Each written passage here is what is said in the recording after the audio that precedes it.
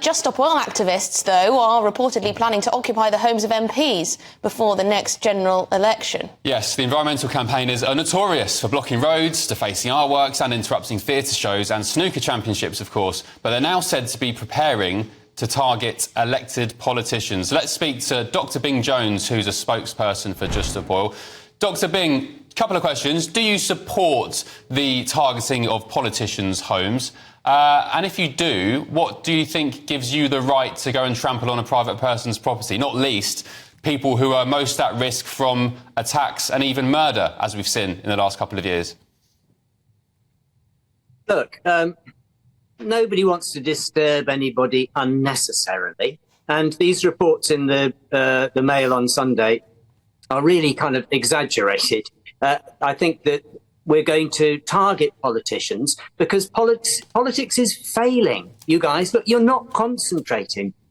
Did you notice that in your own news bulletin just recently, there's disruption because of flooding on the traffic thing, and then there's a tragic thing about a little boy possibly being washed away in the River Soar. You're not. What's that got to do with climate change, Dr. Bing? I really don't know where to start. I'm sorry, what's a two-year-old boy falling into a river got to do with climate change and global temperatures? Were you concentrating, Ben? Were you looking at the screen? The screen obviously had the river overflowing onto the park. The little boy, let's hope to God he's all right. But you can't blame that on climate change. Where's your evidence to say that that river overflowing was because of climate change and not, say, blocked drains? Ben, that's pathetic.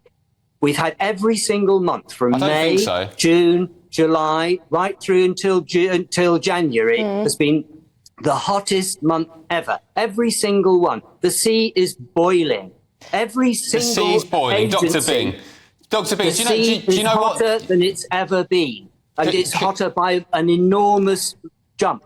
Every single agency which is not funded by fossil fuels, which is not associated with the profits of fossil fuels, everybody says we're in deep trouble. Dr. Bing, and your audience, Dr. Bing, I understand your strength of feeling on this matter, of course I do, but I think we've got to get back to the discussion point here. The idea that Just Stop Oil activists are planning to target our politicians' homes. Now, they may not agree with a politician's stance on a particular issue. Perhaps it's oil and gas exploration or something else. But what gives activists of Just Stop Oil the right to target people's own private homes? That is outrageous abuse, is it not? Quite the opposite. People have targeted politicians since time immemorial. And you say you think it's fine? Politicians are paid to act, and we've had 30 years of not acting on the biggest problem that there has ever been. You guys are young. That's not true, Look, Dr. Bing. You may want more action. You may want more action, but the UK has been very strong compared to other countries around the world in terms of reaching that net zero goal, in terms of pursuing it. I believe we were the first to even write it into law. So I think saying, oh, the government hasn't done anything is just nonsense. It's not nonsense. The government has not done anything at the scale and pace that's required. And in fact, what they're doing is making it worse. Look, if you've got a problem, before you can make it better, first, you've got to stop making it worse. And what our government has done, and what the Labour Party is planning to go on doing, is license more oil and gas. That's just going to make the problem worse.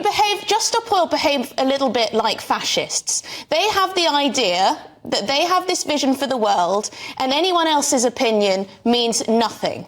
When actually, in a democracy, you have a plurality of opinion. It's up to our elected representatives to represent the public. People have very different views on net zero and how to get there, more importantly. And so you can't just, harass MPs in their homes where their children may be, where their wives or husbands may be, and essentially create this intimidation.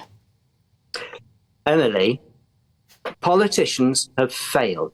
They've failed to act for 30 years on the biggest problem that even Mrs. Thatcher was really eloquent about 30 years ago. We're failing. This is the biggest problem that humanity's ever faced. And Right, we're Dr. not Bing, even looking at it on that properly. point, you're saying it's the biggest situation humanity has ever faced. Let me reel you off some predictions from yesteryear.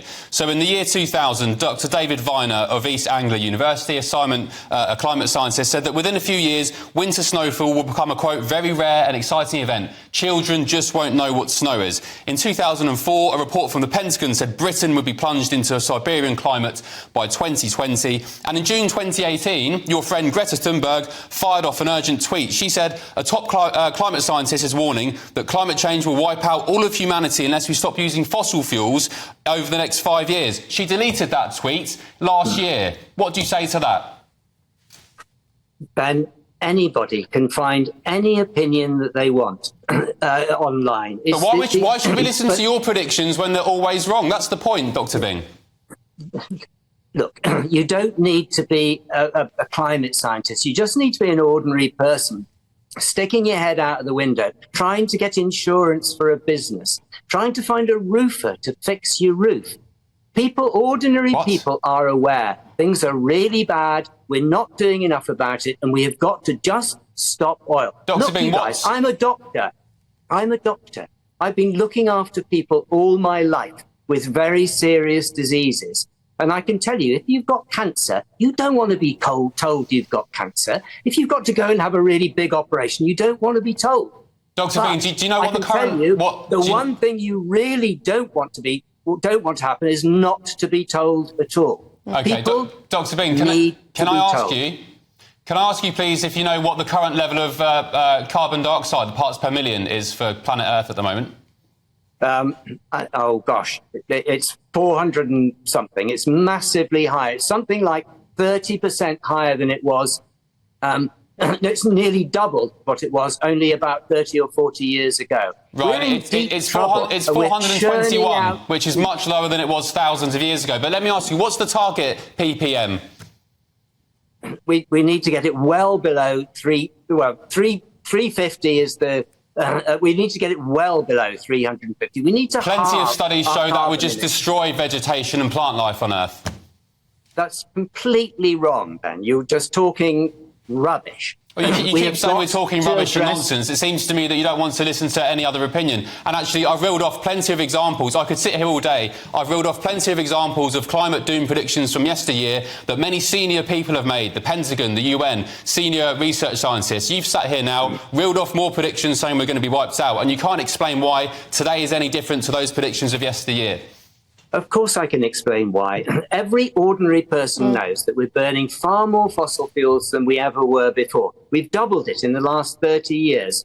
We've doubled our emissions, and we have to halve them because the climate is getting so hot. Yeah, I think the frustration, Dr. Bing, I think the frustration is that Just Stop Oil don't stand outside the Chinese embassy or the Indian embassy or the Bangladeshi embassy, which continue to pump out more and more fossil fuels, while the UK has made huge steps, huge leaps forward in reducing pollution. But thank you very much indeed, Dr. Bing Jones, spokesperson for Just Stop Oil. Great to speak to you. Thank you.